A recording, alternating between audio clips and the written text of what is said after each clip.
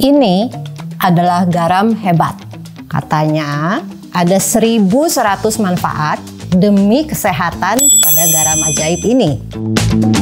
Harganya 2.800% lebih mahal dari garam biasa. Dan orang sudi untuk membelinya. Hebat kan? Atau jangan-jangan orang yang beli garam itu yang agak terganggu di otak. Yuk kita selidiki.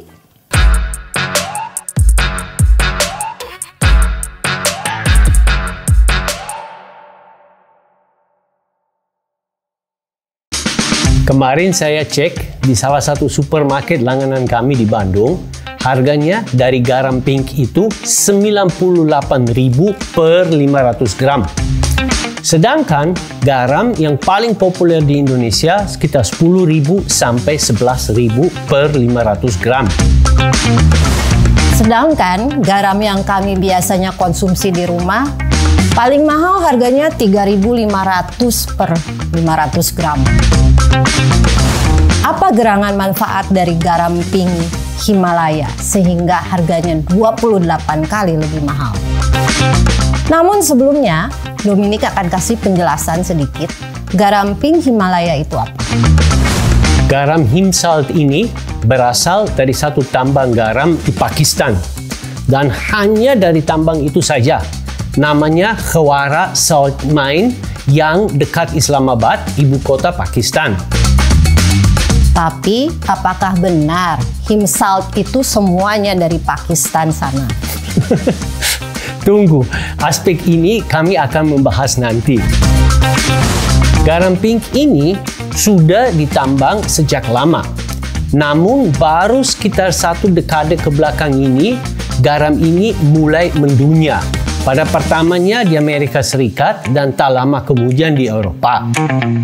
Garam pink ini sangat diminati oleh konsumen yang mencari makanan sehat dan superfood.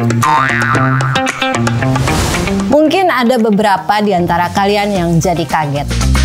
Kok garam dari tambang bukan dari laut?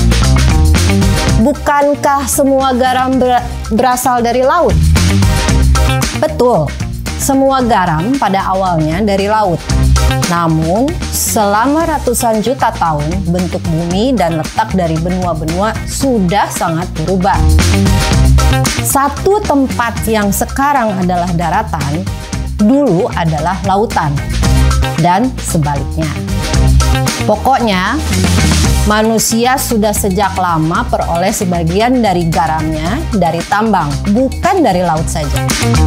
Dan tambang ada banyak di seluruh dunia. Kalau di Indonesia, garam pink tadi sangat populer pada para pengikut ketofastosis yang anggotanya ada ratusan ribu lah. Kalau nggak salah di sana malah dianjurkan konsumsi garam pink tadi. Oke.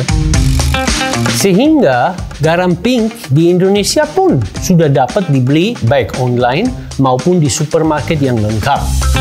Di Bandung aja saya sudah lihat di beberapa toko. Dari situ dapat disimpulkan bahwa garam pink ini kayaknya cukup diminati di Indonesia juga. Untuk memahami perbedaan antara garam ini sama garam itu, kita harus mengerti dulu ada apa sebenarnya di dalam masing-masing jenis garam. Begini, garam murni secara kimia adalah NaCl, juga dikenal sebagai natrium klorida atau sodium klorida. Itu dua nama untuk zat yang sama. Dan garam apapun yang Anda dapat membeli mengandung 98 sampai 99% sodium klorida. Garam dari laut atau dari tambang juga mengandung mineral yang lain seperti magnesium, potasium, kalsium, dan sampai puluhan mineral lain. Namun sekali lagi, mineral yang lain itu paling 1-2% saja dari seluruh kandungan. Biasanya sih di bawah 1%. Sedangkan garam meja seperti kebanyakan orang pergunakan telah dirafinasi atau dimurnikan. sehingga mineral lain sudah dihilangkan.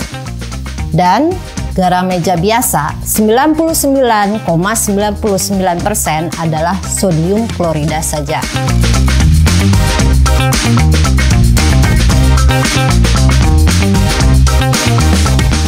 Berarti segala debat dan diskusi tentang garam yang paling bagus memusatkan pada 1 atau 2% kandungannya saja.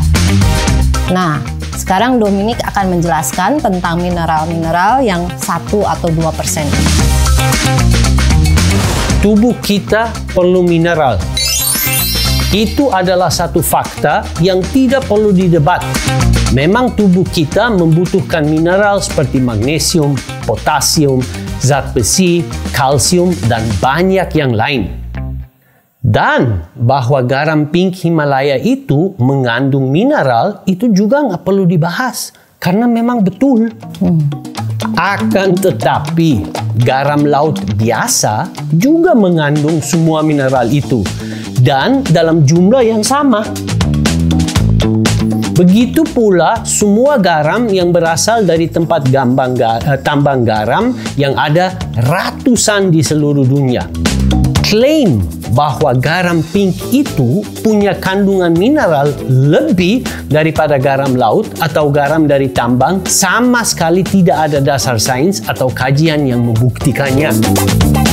Bukan hanya garam super mahal itu yang berasal dari tambang garam di Pakistan sana yang memiliki mineral-mineral. Cuma pada garam meja yang lazimnya kita pergunakan, mineral itu telah dihilangkan. Sehingga kalau memang Anda memilih garam yang mengandung mineral-mineral, garam apa saja yang belum direfinasi sama saja. Bagi teman-teman yang ingin tahu lebih tentang kebutuhan mineral oleh tubuh kita, kami punya video khusus. Link ke video tentang kebutuhan mineral dan vitamin terdapat di bagian deskripsi dari video ini.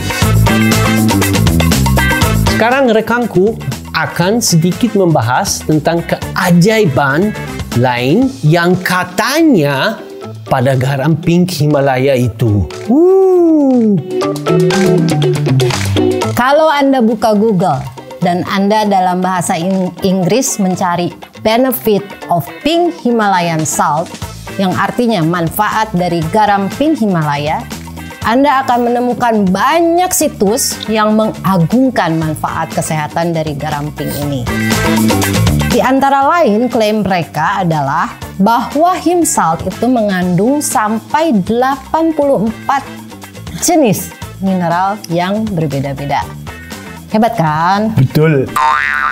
Akan tetapi, jika kita gali di literatur medis tentang mineral-mineral yang esensial bagi tubuh kita, akan menemukan bahwa hanya 13-18 mineral saja yang dibutuhkan oleh tubuh kita. Berarti, mayoritas dari mineral-mineral yang dipuji dalam garam pink itu adalah percuma. Karena tidak dibutuhkan dan bahkan tidak dapat diabsorpsi oleh tubuh kita. Sedangkan mineral-mineral yang tubuh kita dapat pergunakan terdapat juga di dalam garam laut biasa. Ada lagi nggak argumen dan klaim tentang kehebatan dari garam pink Himalaya? Ada dong. Banyak malah. Akan tetapi, sebenarnya kita tidak perlu membahas di sini. Kenapa? Karena semua manfaat yang diklaim dimiliki oleh garam pink itu terdapat juga di dalam garam laut biasa. Soalnya, semua tempat yang memuji garam pink selalu membandingkan garam pink dengan garam meja saja. Anda tak akan menemukan satu pun tempat di mana garam pink itu dibandingkan dengan garam laut atau garam dari tambang biasa. Selain yang di Pakistan itu. Karena memang garam laut biasa sama saja dengan garam pink itu. Ya. Dan ada satu aspek lagi yang menunjukkan betapa konyol argumentasinya dari orang-orang yang memuji garam pink. Walaupun betul bahwa garam laut ataupun garam pink punya mineral-mineral yang tidak terdapat pada garam meja, namun kita tidak bisa memenuhi kebutuhan akan mineral lewat garam saja. Dengarlah ya, ini yang sekarang. Contoh mineral potasium. Garam pink ataupun garam laut biasa memang mengandung mineral potasium. Itu betul. Seandainya Anda mau penuhi kebutuhan sehari akan zat potasium dari garam pink atau garam laut, Anda harus mengkonsumsi 1,7 kg garam per hari. Ya nggak mungkin lah. Dan hal yang sama berlaku untuk mineral lain yang terdapat di dalam garam pink atau garam laut biasa aja. Maka tetap kita membutuhkan sumber lain untuk penuhi kebutuhan akan mineral seperti magnesium, potasium, kalsium, dan lain-lain. Oke? Dan untungnya mineral-mineral yang dibutuhkan kita juga terdapat dalam banyak bahan makanan baik hewani maupun nabati. Studi sains tentang garam pink Himalaya. Ada nggak? Ada dong. Tenang. Begini ceritanya.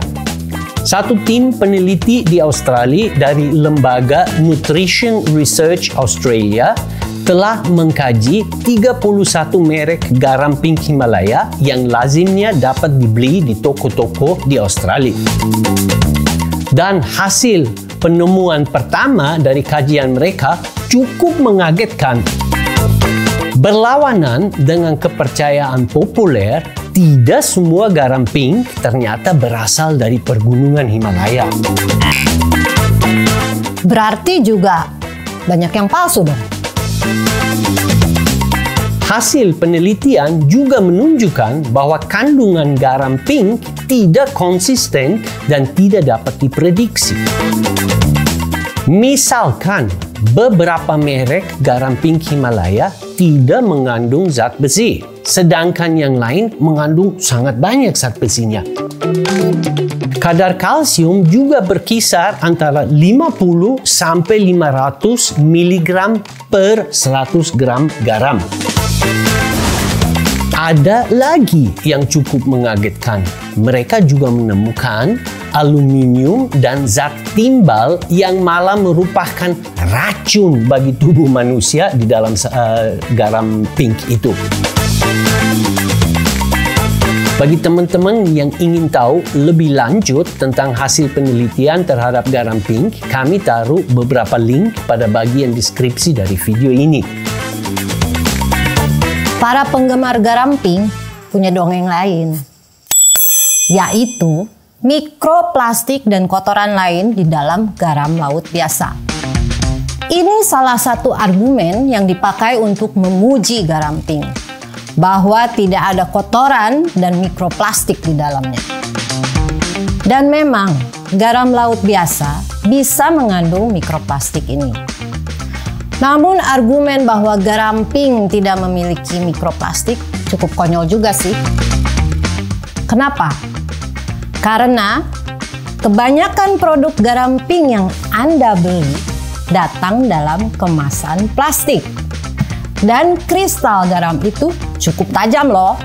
Sehingga permukaan dari plastik itu tergores sama kristal garam. Dan dengan demikian sudah pasti akan dicampuri dan dikotori dengan mikroplastik juga. Lagian, kalau mau ngomongin mikroplastik, apa sih zaman sekarang yang nggak dibungkus sama plastik? Betul. Semua makanan, sampai air kemasan aja pakai plastik untuk ngebungkusnya. Dan bahkan dalam penelitian terkini membuktikan bahwa di dalam air hujan pun sudah terdapat mikroplastik. Dari situ bisa dipastikan bahwa mikroplastik telah memasuki ke dalam rantai makanan kita. Yakinkah Anda garam pink itu semua dari tambang di Pakistan sana. Seperti kami sempat singgung tadi, tim peneliti dari Australia itu telah kaji lebih daripada 30 merek garam pink yang lazim dijual di toko di Australia. Dan mereka melihat bahwa ternyata tidak semua berasal dari tambang di Pakistan sana. Berarti ada cukup banyak yang palsu dong. Betul.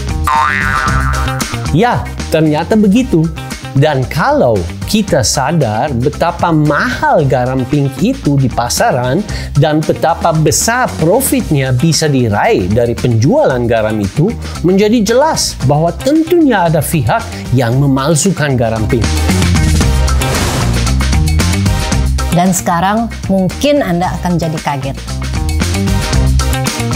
Contoh garam pink yang kami pergunakan pada video ini, kami bikin sendiri, alias palsu. Caranya amat sangat mudah. Seandainya kami punya tujuan menipu dan membohongi orang, kami bisa membeli garam krosok dengan harga 7.000 per kilo dan menjualnya dengan harga 196.000 per kilogram. Sebagai sal garam pink Himalaya itu. Sehingga kami bisa memperoleh profit sebanyak 189.000 per kilo hanya dengan menjual garam pink palsu. Resiko ketahuan juga kecil karena harus dikaji pada lab canggih dulu. Betul. Cukup nggak? Kalau Anda menyimak sampai di sini, mestinya sudah menjadi cukup jelas bahwa mitos tentang garam pink Himalaya ini adalah satu pembodohan secara massal. Aku cuma bisa bergeleng kepala bahwa cukup banyak orang yang mau dibodohi oleh dunia marketing. Tapi kan kepercayaan adalah segala-galanya di Indonesia. Kalau Anda suka ngagetin teman-teman dengan garam yang warna-warna, tidak ada salahnya. Lucu kok. Namun, tugas kami sebagai food detectives adalah membongkar mitos dan dongeng-dongeng seperti ini. So, jangan lupa like video ini, subscribe pada channel kami.